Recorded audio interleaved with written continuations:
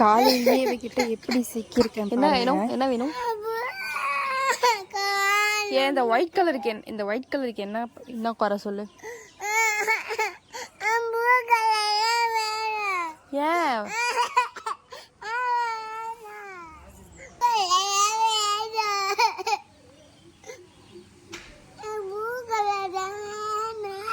White colour பாரு, white colour அழகா இருக்கு பாரு. அம்மா கிட்ட ப்ளூ கலர் இல்லடா. ப்ளூ கலர்லாம் அப்புறமா போடலாம்.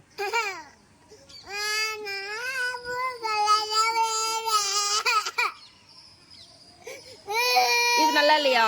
இது நல்லா இல்லையா? ஒயிட் நல்லா இல்லையா? ஒயிட் நல்லா இல்ல?